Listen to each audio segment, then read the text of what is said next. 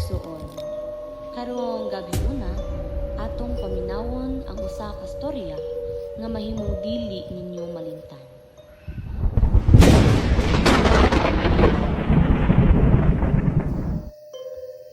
Sa sentro sa Dakbayan sa Davao, adunay usa ka karaan nga hotel, ang Hotel Esperanza. Kaniadto, kini nailhan isip lugar sa pahulay ug kalinaw.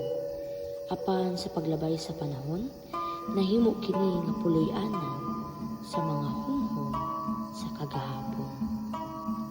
Si Maria, usa ka estudyante, nangita og barato nga kapuy-an human sa iyang mga lakaw sa syudad. Wala siya nahibalo nga ang kwarto nga iyang napili, ang kwarto 307. Adunay bintana nga dili nagtan-aw sa dalan, kundi nagtan-aw sa balik. Kung mag-abli ka sa imong bintana sa kagabion, siguraduha nga ikaw ra ang nagtan-aw sa gawas. Kay sa Hotel Esperanza, kung makita nimo sila, makita pud kanila. Mao kini ang istorya sa Ang Bintana sa Kwarto 307.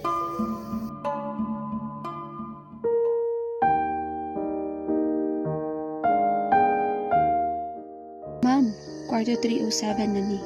Hapit na mag-alas 12. Pag-amping lang, o kung mahimo, ayaw paggamit sa elevator, human sa alas 12. Ug labi na, ayaw pagtanaw sa bintana kung gabi na. Salamat kayo manang. Barato ra di ba ni? Wala ra ba'y problema ang kwarto? O nganong dili ko pwede mo tanaw sa bintana? Wala raman. Basta sundon lang akong giingon.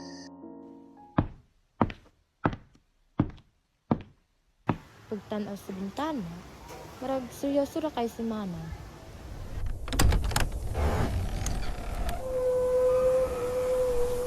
Ha? Nganong naabli man ni?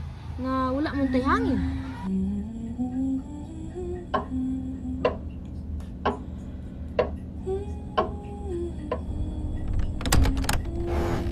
Naabri na pud.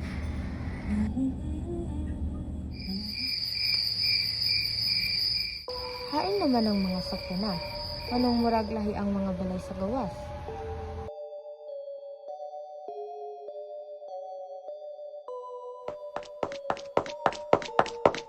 Bata! Hoy! Ayaw pagduol diha!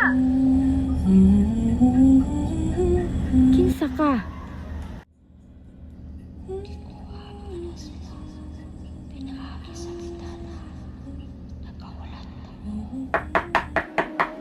Ma'am Maria, isira ang bintana. Ako sila ang babayog ang bata. Niadtong 1987, nagpuyo diri si Linda ug ang iyang anak nga si Lita. Usa ka gabi, ikuha si Lita pinaagi sa bintana. Sukad adto, nagulat si Linda matag gabi. Nagtan-aw sa gawas, naglaom nga mobalik ang iyang anak. Ma'am, walay babae nga receptionist diri. Ang receptionist namo kay si Mang Roberto. Ang babae nga imong giingon si Linda, namatay na niya atong 1988 pa. Isa kuya? Si Manang? Si Linda ay.